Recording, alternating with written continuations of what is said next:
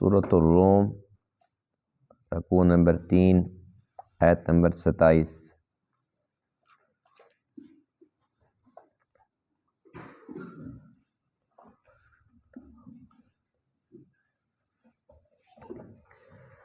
اعوذ باللہ من الشیطان الرجیم،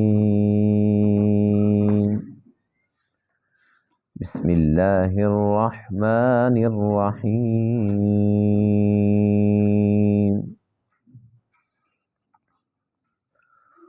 ضرب لكم مثلا من أنفسكم هل لكم مما ملكت أيمانكم من شركاء فيما رزقناكم فأنتم فيه سواء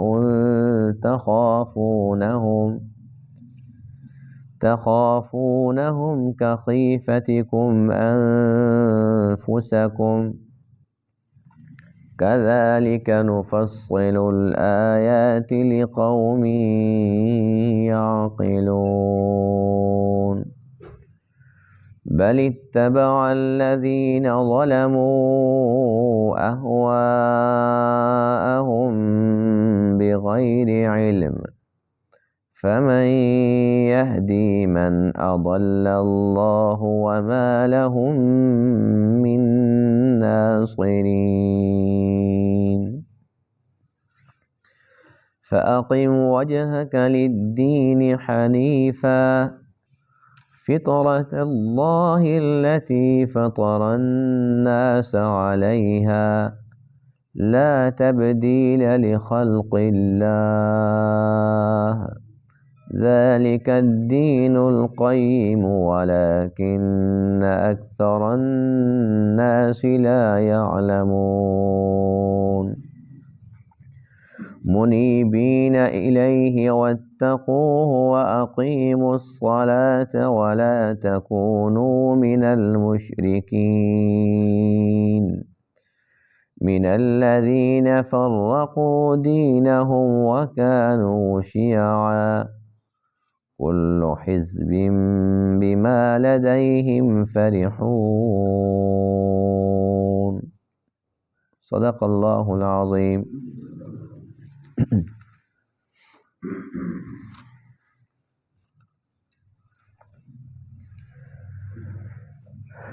گزشتہ درس میں اللہ تعالیٰ کی قدرت کی چند نشانیوں کا تذکرہ تھا جن میں انسان کو غور و فکر کی دعوت دی گئی کہ انسان اللہ تعالیٰ کی قدرت کی نشانیوں کے اندر غور و فکر کرے اور اللہ تعالیٰ کی معرفت حاصل کرے، اس کو پہچاننے کی کوشش کرے۔ اگر انسان اللہ تعالیٰ کی قدرت کی نشانیوں کے اندر غور و فکر کرے تو اسے سب سے پہلے اللہ تعالیٰ کی توحید سمجھ آئے گی کہ وہ ذات وحدہ لا شریک ذات ہے جس نے اتنا پیارا نظام بنایا اور چلا رہا ہے۔ آج کے درس میں ان آیت کریمہ کے اندر عقیدہ توحید کو مزید ایک مثال کے ساتھ سمجھایا، کیونکہ مشرکین کو یہ بات سمجھ نہیں آتی ہے تو بڑی آسان، توحید کی بات بڑی آسان بات ہے لیکن مشرکین کے پلے نہیں پڑتی۔ تو اللہ تعالیٰ نے ایسے لوگوں کو ایک مثال کے ساتھ سمجھایا۔ جب قرآن مقدس نازل ہو رہا تھا اس وقت غلامی کا رواج عام تھا، جس طریقے سے آج لوگوں کے پاس بھیڑیں ہیں، بکریاں ہیں، گائے بھینسیں ہیں، اونٹ ہیں، یعنی کہ یہ ایک مال ہے۔ اس دور کے اندر لوگوں کے پاس انسانی شکل کے اندر غلام ہوتے تھے، یہ ان کا مال کہلاتے تھے۔ فلاں بندے کے پاس 50 غلام ہیں، اتنی باندیاں ہیں، فلاں کے پاس 70 غلام ہیں۔ تو اس وقت غلامی کا رواج تھا۔ اللہ تعالیٰ نے ایک مثال دی ہے۔ اللہ فرماتے ہیں کہ یہ بتاؤ کہ جو ہم نے تمہیں رزق عطا فرمایا ہے، اس رزق کے اندر، تمہارے مال کے اندر، کیا تم اس کو پسند کرو گے کہ تمہارے غلام بھی ساتھ شریک ہو جائیں؟ غلام تو خود ایک مال ہے، اور غلام کا اپنا کوئی مال بھی نہیں ہوتا۔ غلام اگر کماتا ہے جو نفع نقصان ہوتا ہے اس کے مالک کا ہوتا ہے، اور اپنی مرضی کے ساتھ غلام نکاح بھی نہیں کر سکتا، تجارت بھی نہیں کر سکتا، یہاں تک کہ عبادت کے اندر بھی وہ اجازت کا پابند ہوتا ہے۔ وہ کہتا ہے میں نے نفلی روزہ رکھنا ہے، میں نے اتنی نفلیں پڑھنی ہیں، وہ کہتا ہے بھی پھر میرا کام کون کرے گا؟ تو اللہ فرماتے ہیں کہ یہ بتاؤ کہ جو تمہارے پاس جو کچھ بھی ہے، جائیدادیں ہیں یا جو اونٹ ہیں، بھیڑیں بکریاں یا نقدی ہے، سونا چاندی ہے، جو ہم نے تمہیں رزق عطا کیا، جو مال دیا، اس مال کے اندر تم اپنے غلاموں کو شامل کرنا پسند کرو گے؟ تو مشرکین مکہ کیا جواب دیتے؟ کیوں؟ ہرگز نہیں، یہ کیسے ممکن ہے؟ ہم مالک ہیں، ہم آقا ہیں، اور غلام مال ہمارا ہو اس کے اندر وہ کیسے شریک ہو سکتے ہیں؟ پھر اللہ فرماتے ہیں کہ دوسرا سوال یہ ہے کہ جیسے تم ایک دوسرے سے آپس کے اندر ڈر خوف رکھتے ہو، کیا غلاموں سے تم ایسے ڈرو گے؟ تو جواب نفی میں ہوگا بھی غلاموں کی کیا حیثیت ہے؟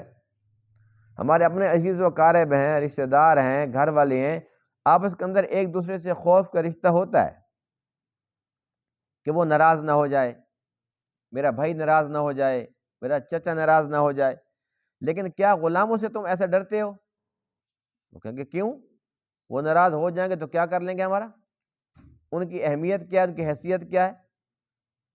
تو اللہ فرماتے ہیں کہ جس طریقے سے تمہارے غلام جو عارضی غلام ہیں، اللہ تعالیٰ نے ہر ایک انسان کو جو پیدا کیا نا تو آزاد پیدا فرمایا، پھر لوگوں نے ان کو غلام بنا لیا پکڑ کے کہ یہ میرا مال ہے، تو وہ پھر نسل در نسل ایسے غلامی چلتی رہی۔ تو اللہ فرماتے ہیں کہ جس طریقے سے تم اپنے مال کے اندر، جو مال بھی عارضی ہے اور تم مالک ہو، یہ مالک ہونا بھی عارضی ہے، تمہارے وہ غلام ہیں، یہ غلامی بھی عارضی ہے، اس کے باوجود تم اپنے مال کے اندر ان کو شریک نہیں ٹھہرا سکتے، اور جیسے آپس کے اندر تمہارے معاملات ہیں، غلاموں کو تم وہ مقام نہیں دے سکتے، اس خوف کے اندر تم ان کو شریک نہیں کر سکتے، تو پھر میں تو حقیقی مالک ہوں، اور میں ہر چیز کا مالک ہوں، ہر چیز کا خالق ہوں، پھر تمہیں کس نے اجازت دی ہے؟ یہ کیسے ممکن ہے کہ میں اس چیز کو برداشت کر لوں کہ میری جگہ پر تم کہو لات، منات، عزا، حبل، کوئی بھی بت ہو، کوئی بھی معبودان باطل ہیں، کوئی بھی غیر اللہ ہے، اللہ کے بغیر سب اللہ کا غیر ہے، ایک اللہ ہے، اللہ کے علاوہ سب غیر اللہ ہے، اللہ جیسا کوئی نہیں ہے، لیس کمثلہ شیء، اس جیسا ہے ہی کوئی نہیں۔ تو اللہ فرماتے ہیں کہ جب میں مالک ہوں، پھر میرے ہی بندوں میں سے، وہ تو میرے غلاموں سے بھی نیچے چلے گا نا،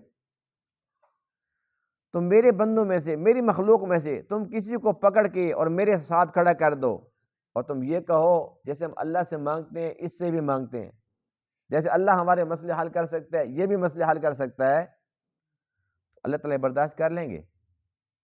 اللہ فرماتے ہیں کہ تم تھوڑی دیر کے لیے مالک بنے ہو، اپنے غلاموں کو اپنے ساتھ برداشت نہیں کر سکتے، اپنے مال کے اندر تم یہ شریک ہونا، اس کو شریک برداشت نہیں کر سکتے، تو میں پوری کائنات کے اندر کسی کو شریک برداشت کر لوں؟ آسمان میرا، زمین میری، سورج چاند ستارے میرے، میں نے ان کو پیدا کیا ہے، اور پھر تم یہ کہو کہ فلاں بھی دیتا ہے؟ میں سمجھاتا ہوں کہ زندگی موت میرے قبضہ قدرت میں ہے، نفع نقصان میں دیتا ہوں، بیٹیاں بیٹے میں دیتا ہوں، مال و دولت، صحت، بیماری، سب کچھ میرے قبضہ قدرت میں ہے، تم کہتے ہو جی فلاں بھی دیتا ہے، فلاں جگہ سے بھی شفا ملتی ہے، تو اللہ فرماتے ہیں کہ میں کیسے برداشت کر سکتا ہوں اس شرک کو؟ کتنی آسان مثال ہے، اور اس دور کے مشرکین مکہ کو یہ بات سمجھائی جا رہی ہے جو اپنے غلاموں کو جانوروں سے بھی بدتر سمجھتے تھے، تو اللہ فرماتے ہیں کہ تم تو ان کو انسان بھی نہیں سمجھتے ہو، مارتے پیٹتے ہو، ظلم کرتے ہو، ان کے حقوق کا خیال نہیں کرتے ہو، تو تم ان کو اپنے برابر درجہ نہیں دیتے ہو، تو پھر یہ کیسے ممکن ہے کہ میں ان کو اپنے برابر درجہ دے دوں؟ دوسری چیز جو آج کے درس میں وہ یہ ہے، اللہ فرماتے ہیں کہ اللہ تعالیٰ نے ہر ایک انسان کو فطرت پر پیدا فرمایا۔ فطرت کیا ہے؟ دین اسلام۔ ہر بچہ جو بھی پیدا ہوتا ہے تو پیدائشی طور پر وہ کافر نہیں ہوتا، جب تک وہ نابالغ ہوتا ہے تب تک وہ فطرت پر ہوتا ہے، اسلام پر ہوتا ہے، پھر اس کے ماں باپ اس کو جو ماحول دیتے ہیں اس ماحول سے متاثر ہو کر اگر وہ ہندو کے گھر پیدا ہو گیا تو بچہ ہندو بن جائے گا، یہودی کے گھر پیدا ہوا تو یہودی بن جائے گا، عیسائی کے گھر پیدا ہوا تو عیسائی بن جائے گا، اور مسلم کے گھر میں تو مسلم بن جائے گا۔ تو اللہ فرماتے ہیں کہ ہر ایک انسان کو میں نے فطرت پر پیدا فرمایا ہے، تو انسان کو چاہیے کہ وہ اس فطرت پر قائم رہے، جو ایک مضبوط دین اللہ نے دیا ہے اس پر چمٹا رہے، یکسو ہو کر اللہ کا بندہ بن جائے اور کبھی بھی شرک نہ کرے، اور اللہ تعالیٰ نے جو عبادات عطا فرمائی ان میں سے ام العبادت نماز ہے، اس کی پابندی کرتا رہے، کیونکہ نماز ہمیں سب سے پہلے توحید سکھاتی ہے۔ جب ہم اللہ کے سامنے جھکتے ہیں تو اللہ تعالیٰ خوش ہو جاتا ہے کہ دیکھو میرا بندہ میرے ہی سامنے سجدہ کر رہا ہے۔ پھر اللہ فرماتے ہیں کہ وہ کتنے بد نصیب وہ لوگ ہیں جنہوں نے مختلف فرقے بنا ڈالے، مختلف گروہوں کے اندر بٹ گئے، اور وہ اصل راستے سے صراط مستقیم سے ہٹ گئے، لیکن اس کے باوجود شیطان نے ان کو مطمئن کیا ہوا کہ تم بالکل ٹھیک ہو، تو اپنے غلط کاموں پر بھی وہ خوشیاں منا رہے ہیں، خوش ہیں اور مطمئن ہیں، تو یہ ان کی بد نصیبی ہے۔ ضرب لکم مثلا من انفسکم، مثال بیان کی اللہ نے تمہارے لیے، من انفسکم تمہارے نفسوں سے، یعنی کہ تمہارے اندر سے ایک مثال دی ہے۔ مثال یہ ہے ہل لکم مما ملکت ایمانکم، کیا تمہارے لیے وہ جن کے تمہارے دائیں ہاتھ مالک ہیں، اس سے مراد غلام ہیں، یعنی جو تمہارے غلام ہیں، من شرکاء فیما رزقناکم، جو ہم نے تمہیں رزق دیا اس میں وہ شریک ہو سکتے ہیں، تم انہیں شریک کر سکتے ہو، فأنتم فیہ سواء، پس تم اس میں برابر ہو جاؤ، ایسا ہو سکتا ہے؟ کبھی بھی نہیں۔ تخافونہم، تم ان سے ڈر سکتے ہو، کخیفتکم انفسکم، جیسے تم آپس میں ایک دوسرے سے ڈرتے ہو۔ کذالک نفصل الآیات، اسی طرح اللہ تعالیٰ تفصیل کے ساتھ بیان فرماتا ہے آیات کو، نفصل ہم بیان کرتے ہیں، یعنی اللہ تعالیٰ فرما رہے ہیں، اسی طرح ہم تفصیل کے ساتھ آیات بیان کرتے ہیں، لقوم، ان لوگوں کے لیے، یعقلون، جو عقل رکھتے ہوں، یعنی سوچ و بچار کرتے ہوں۔ بل اتبع الذین ظلموا، بلکہ اتباع کی ان لوگوں نے جنہوں نے ظلم کیا، اہواءہم، اپنی خواہشات کی، بغیر علم، بغیر کسی علم کے، یعنی کہ جو مشرک لوگ ہیں انہوں نے ظلم کیا شرک کر کے، تو ان لوگوں نے، ان کے پاس کوئی دلیل نہیں ہے شرک پر، بس اپنی خواہشات کے بندے بنے ہوئے ہیں۔ فمن یہدی من اضل اللہ، بس کون ہدایت دے گا اسے جسے اللہ تعالیٰ گمراہ کر دے، وما لہم من ناصرین، اور ان کے لیے کوئی بھی مدد کرنے والا نہیں ہوگا۔ فاقم وجہک للدین حنیفہ، بس آپ اپنے چہرے کو سیدھا کیجئے دین کے لیے، حنیف بن کر، یکسو بن کر، فطرت اللہ التی فطر الناس علیہا، یہ اللہ کی فطرت ہے، اللہ کا قانون ہے، اللہ تعالیٰ نے تمام انسانوں کو اسی فطرت پر پیدا فرمایا، لا تبدیل لخلق اللہ، کوئی تبدیلی نہیں اللہ تعالیٰ کی مخلوق میں، ذالک الدین القیم، یہ ایک مضبوط دین ہے، ولکن اکثر الناس لا یعلمون، لیکن اکثر لوگ جانتے نہیں۔ منیبین الیہ، اسی کی طرف رجوع کرنے والے ہوں، واتقوا، اور اسی سے تم ڈرو، واقیموا الصلاۃ، اور نماز قائم کرو، ولا تکونوا من المشرکین، اور مشرکین میں سے نہ ہو جاؤ، من الذین فرقوا دینہم، ان لوگوں میں سے جنہوں نے اپنے دین کو ٹکڑے ٹکڑے کر ڈالا، فرقوا، انہوں نے تفریق کر دی، ٹکڑے ٹکڑے کر ڈالا، فرقہ بندی کر لی، وکانوا شیعا، اور وہ مختلف گروہ بن گئے، کل حزب بما لدیہم، ہر ایک گروہ جو ان کے پاس ہے، فرحون، اس پر خوش ہیں۔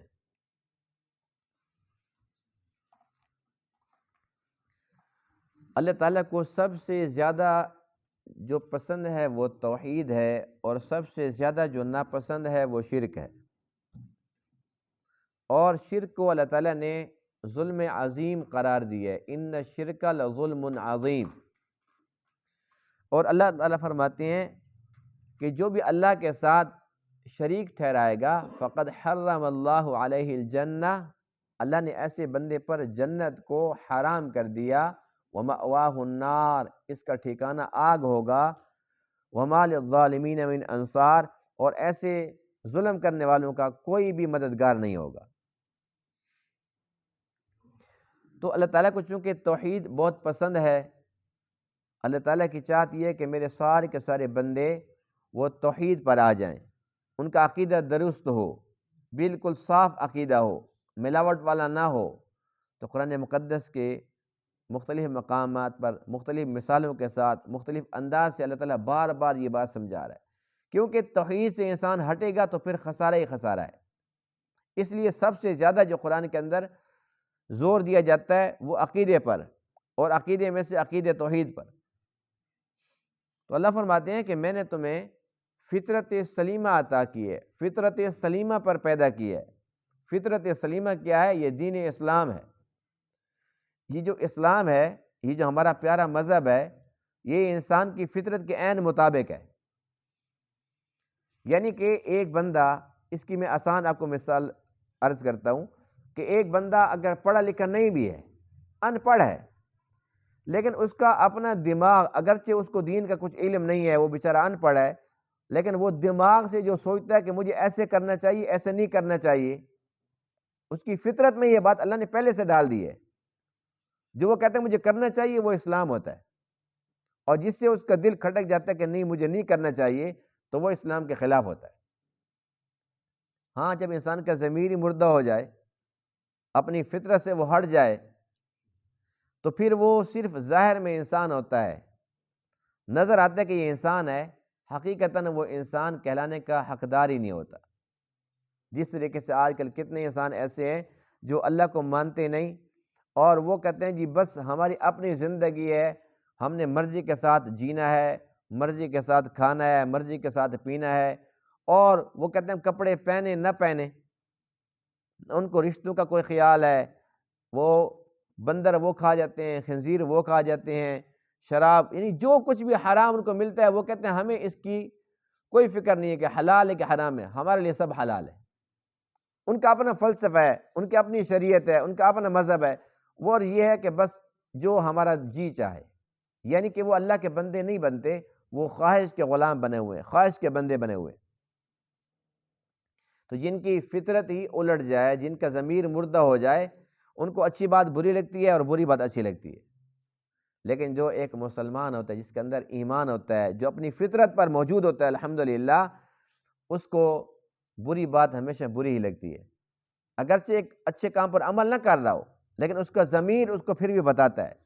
مثال کے طور پر ایک بندہ نماز پڑھ رہا ہے، اب نماز کے اندر نماز کا ادب یہ ہے کہ سر پر کپڑا ہونا چاہیے، یعنی کہ سنت طریقہ تو یہ ہے، یہ سنت لباس ہے، نماز کی سنت نہیں ہے، لباس کی سنت یہ ہے جو آقا علیہ السلام کا لباس مبارک تھا کہ آپ پگڑی باندھا کرتے تھے، اور پگڑی کے اندر ٹوپی ہوا کرتی تھی، ٹوپی کے اوپر آپ پگڑی باندھا کرتے تھے۔ تو پگڑی اگر نہ ہو تو ٹوپی ہو، ٹوپی نہ ہو تو رومال، کوئی تو چیز ہو سر پر، یہ فطرت کے مطابق ہے۔ اب جس کی فطرت ٹھیک ہے، اگر وہ ٹوپی نہیں پہن کے نماز پڑھ رہا، ننگے سر پڑھ رہا ہے، اس کو محسوس ہوتا ہے کہ میں کر غلط رہا ہوں، محسوس ہوتا ہے کہ نہیں ہوتا؟ اور اگر فطرت ہی بندے کی خراب ہو جائے، بندے کا ضمیر ہی مر جائے، تو پھر اس کو پرواہ نہیں ہوتی، اس کے پاس ہو بھی تو وہ کہتے پڑھی رہے، میں نے سر پہ نہیں رکھنی۔ تو اللہ تعالیٰ نے انسان کو فطرت سلیمہ پر پیدا فرمایا۔ اگر انسان کی فطرت بگڑ جاتی ہے تو اس سے اللہ تعالیٰ سے توبہ کرنی چاہیے۔ شیطان اس کو برے راستے پر چلاتا ہے اور اس کو وہ مطمئن کر دیتا ہے کہ تو جو کر رہا ہے ٹھیک کر رہا ہے، اور اس کو پھر دوسرے لوگ نظر آتے ہیں، جی دیکھو میں نماز پڑھ رہا ہوں، فلاں تو جمعہ بھی نہیں پڑھتا، میں تو نماز پڑھتا ہوں، فلاں تو عید بھی نہیں پڑھتا۔ وہ پڑھے نہ پڑھے، اس نے اپنی قبر میں جانا ہے، ہم نے اپنی قبر میں جانا ہے۔ ہمیں اپنا سوچنا چاہیے کہ میرے اوپر جو ذمہ داری ہے میں وہ پوری کر رہا ہوں کہ نہیں کر رہا ہوں۔ تو اللہ کیا فرماتے ہیں؟ فطرت اللہ التی فطر الناس علیہا، اللہ تعالیٰ نے فطرت پر پیدا فرمایا ہے، اور اللہ تعالیٰ کا جو قانون ہے وہ اٹل ہے، لا تبدیل لخلق اللہ، ذالک الدین القیم، یہ ایک مضبوط دین ہے، کتنا پیارا دین ہے، اللہ تعالیٰ کا کتنا بڑا احسان ہے، اس نے ہمیں صراط مستقیم واضح دکھا دیا کہ یہ صراط مستقیم ہے۔ اب ایک بندہ ہے، یعنی کہ داڑھی سنت بھی ہے اور ایک مٹھی واجب ہے، اب جسے اللہ تعالیٰ نے توفیق دے دی الحمدللہ، جس نے نہیں رکھی ہوئی کم سے کم اس کو یہ احساس تو ہو کہ میں گناہ کا کام کر رہا ہوں، وہ فطرت سلیمہ پر ہے، اس کو توبہ کی توفیق مل جائے گی، کیونکہ یہ گناہ کو گناہ سمجھ رہا ہے۔ اور جو بندہ کہتا ہے جی بس ٹھیک ہے یہ کوئی فرض واجب ہے، دین اسی میں کھڑا ہوا ہے، اللہ تعالیٰ اسے توفیق چھین لیتا ہے۔ اللہ فرماتے ہیں کہ اب تیرا اپنا راہ، تیری اپنی مرضی، اور جب ہمارے پاس جائے گا پھر ہماری اپنی مرضی۔ یعنی اگر کوئی بندہ کسی گناہ کے اندر خدا نخواستہ مبتلا ہے، گناہ کو گناہ سمجھے، اس کو ندامت، اس کو احساس ہونا چاہیے، اللہ کے حضور رونا چاہیے، دعائیں مانگنی چاہیے، اللہ اس کو توبہ کی توفیق دے۔ ایک انسان گناہ کا عادی بن جاتا ہے، اسے احساس ختم ہو جاتا ہے، گویا اس کا ضمیر مردہ ہو چکا ہے۔ جو بندہ اپنے آپ کو بیمار نہیں سمجھتا تو پھر وہ دوائی کیسے کھائے گا، وہ پرہیز کیسے کرے گا، اس کا علاج ممکن ہی نہیں ہے۔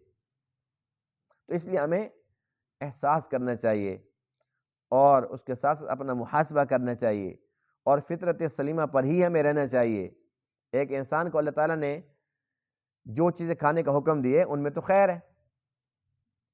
جب ایک انسان انسانوں والی خوراک چھوڑ کر جانوروں کی شروع کر دے گا، فطرت سے ہٹ جائے گا، یا کوئی جانور ہو وہ اپنی فطرت سے ہٹ جائے، مثال کے طور پر شیر کیا کھاتا ہے؟ گوشت کھاتا ہے۔ اب اس کو گوشت کھلانا بند کر دیں، بھئی تو نے روٹی کھانی ہے، تو نے گھاس کھانا ہے، تو اس کے اندر شیر والی صفات باقی رہیں گی؟ وہ تو بکری بن جائے گا۔ وہ شیر تبھی ہے جب وہ گوشت کھائے گا، اپنی فطرت پر رہے گا۔ اب گائے بھینس ہے، اس نے گھاس کھانا ہے، ہم اسے گوشت کھلانا شروع کر دیں تو کل کو اس کا انجام کیا ہوگا؟ اس نے بندوں کو کھانا شروع کر دینا ہے۔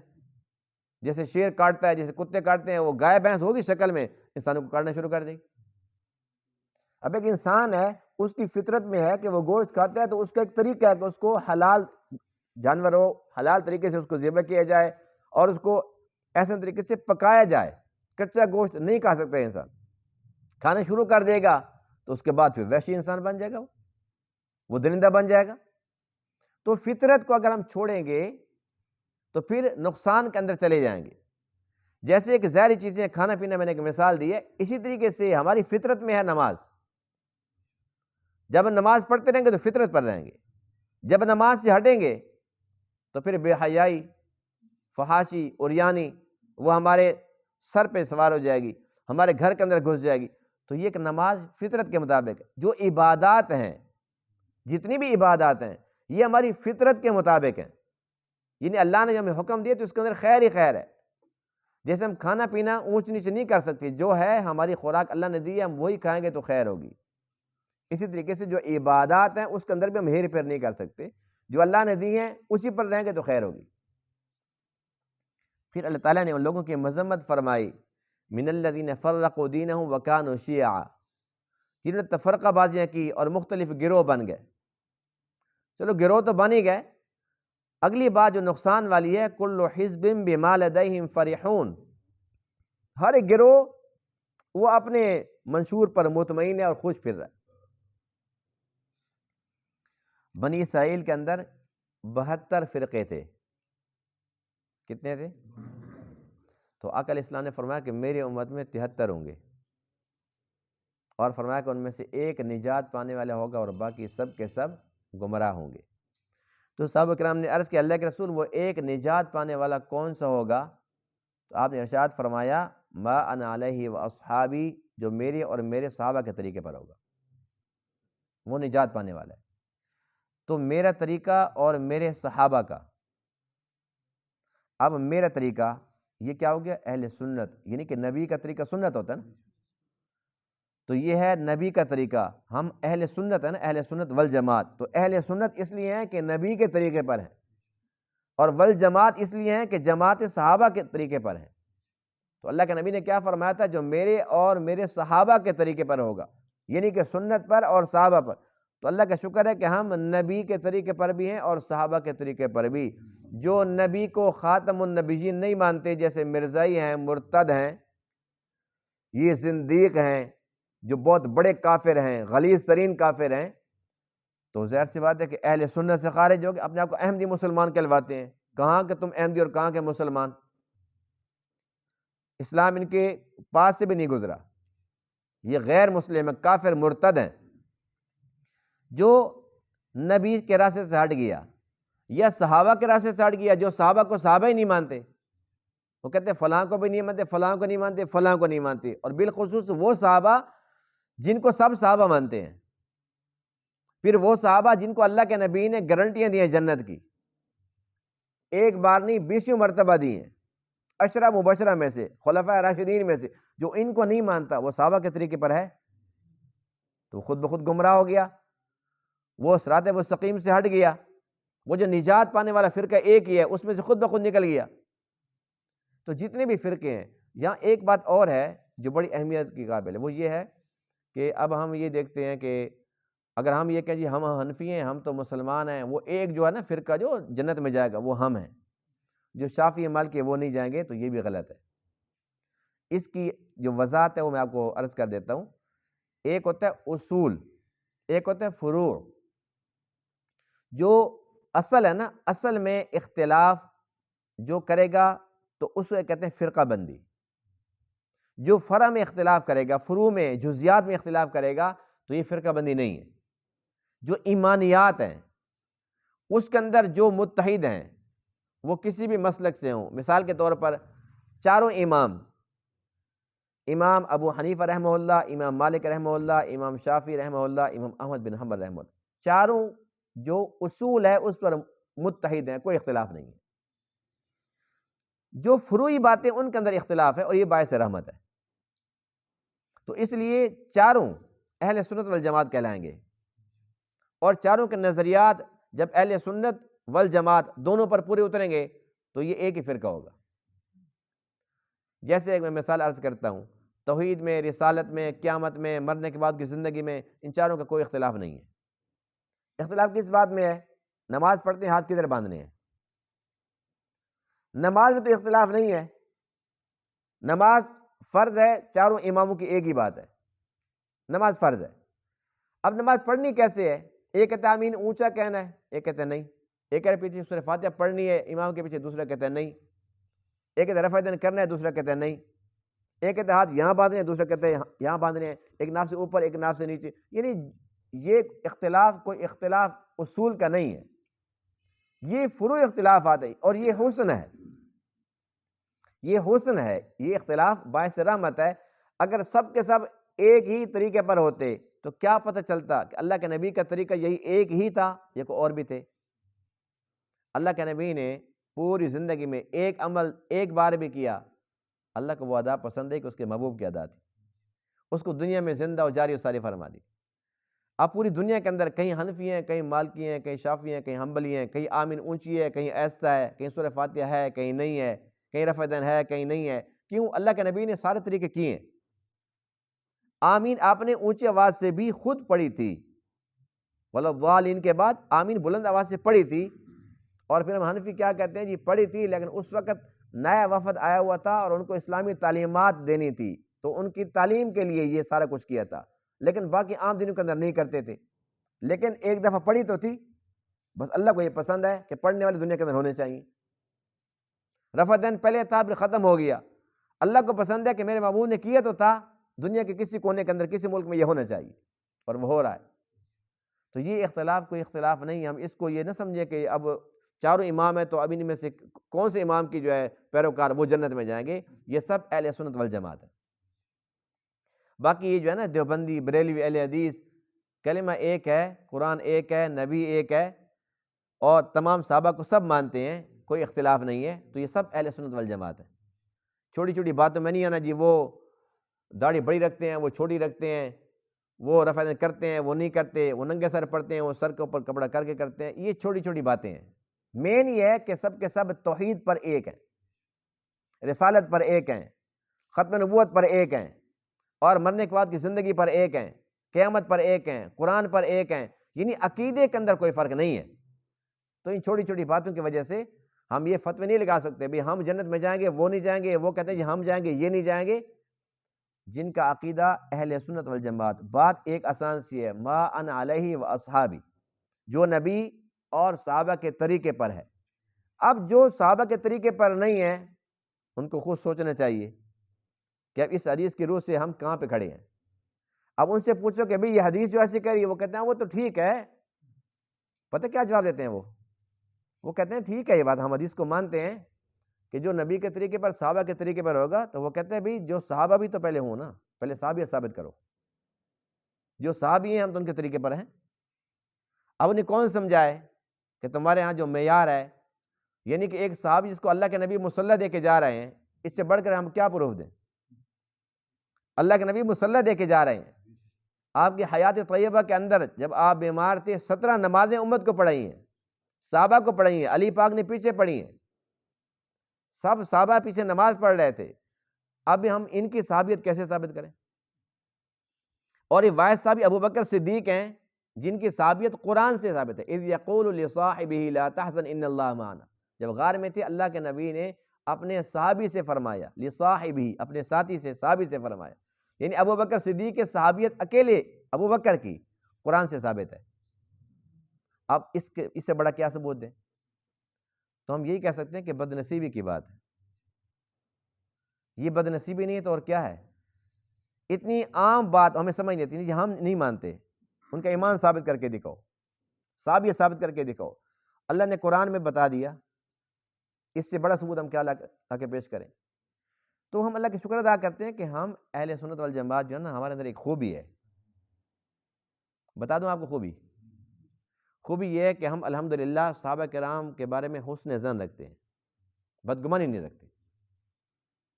اور ہمارے لیے حکم کیا ہے شریعت کا کہ عام بندوں کے بارے میں بدگمانی نہ رکھیں۔ کوئی بھی بندہ ہے، بدگمانی گناہ ہے، خود ایک گناہ ہے۔ جب کسی عام مومن کے بارے میں بدگمانی کی اجازت نہیں ہے تو کسی صحابی کے بارے میں ہم کیوں کر سکتے ہیں؟ بس یہ ہماری خوبی ہے کہ کسی صحابی کے بارے میں کوئی کہتے فلاں نے یوں کہا تھا، ہم کہتے ایسے نہیں ہو سکتا، یعنی ہم نیک گمان کرتے، اچھا گمان کرتے ہیں۔ تو اس طریقے سے ہمارا ایمان الحمدللہ مضبوط ہے، اللہ کا شکر ہے کہ ہماری نیکیاں مقبول ہیں، اور ان کی جو صحابہ کے راستے پر نہیں ہے، بنیادی بدگمانی پر ہے۔ فلاں وقت فلاں نے یوں بات کی تھی، اس کا مطلب یہ تھا، پھر تمہیں کیسے پتا؟ جی اس کا اور کیا مطلب ہو سکتا ہے؟ یعنی کسی نے کہا یا نہیں کہا، انہوں نے خود نکال لیا کہ یہی مطلب تھا۔ تو اس طریقے سے جب انسان بدگمانی کے راستے پر چلتا ہے تو پھر انسان گناہ کے راستے پر چل پڑتا ہے، پھر ایمان باقی نہیں بچتا، اور شیطان ہر ایک کو مطمئن کر کے کھڑا ہوا ہے کہ تم بالکل ٹھیک راستے پر ہو، جنت تمہاری ہے، جنت ہی تمہاری ہے، وہ ہر ایک کو یہی کہتا ہے۔ اور آپ حیران ہوں گے کہ یہ جو غیر مسلم ہے نا، اس وقت کے یہودی تو خیر پھر بھی اہل کتاب ہیں، وہ اپنی کتاب پھر بھی پکے کھڑے ہیں۔ اس وقت کافی سارے ایسے لوگ ہیں جو کہتے ہیں ہم عیسائی ہیں، لیکن موجودہ دور کے عیسائیوں میں سے کتنے لوگ ایسے ہیں، ان سے پوچھو کہ تم کس کی پرستش کرتے ہو، وہ کہتے ہیں شیطان کی۔ ہماری جماعتیں جاتی ہیں نا، وہ کارگزاری سناتے ہیں، تو ایک جماعت نے بتایا کہ وہ وہاں پر گئے تو ان سے پوچھا کہ تم کس کی پرستش کرتے ہو، تو وہ کہنے لگے ہم شیطان کی کرتے ہیں۔ کیا مسلمان کی بات کر سکتا ہے؟ لیکن شیطان نے ان کو مطمئن کیا ہوا ہے، جو کھلم کھلا کہہ رہے ہیں کہ ہم شیطان کی کرتے ہیں بندگی، شیطان نے ان کو بھی مطمئن کیا ہوا ہے۔ تو اللہ کیا فرماتے ہیں؟ کل حزب بما لدیہم فرحون، ہر ایک جہاں کھڑا ہے وہاں پر فرح، خوش ہے۔ ہم اللہ کے شکر ادا کرتے ہیں کہ جس راستے پر ہم اہل سنت والجماعت کھڑے ہوئے ہیں، شیطان الٹا بھی لٹک جائے ہمیں بہکا نہیں سکتا، اور ہم مر تو سکتے ہیں، غیر اللہ کے سامنے جھک نہیں سکتے۔ بس اللہ تعالیٰ سے دعا کرتے ہیں کہ اللہ تعالیٰ ہمیں استقامت دے اور ہمارا خاتمہ اس ایمان پر ہو جائے۔ وآخر دعوانا الحمدللہ رب العالمین۔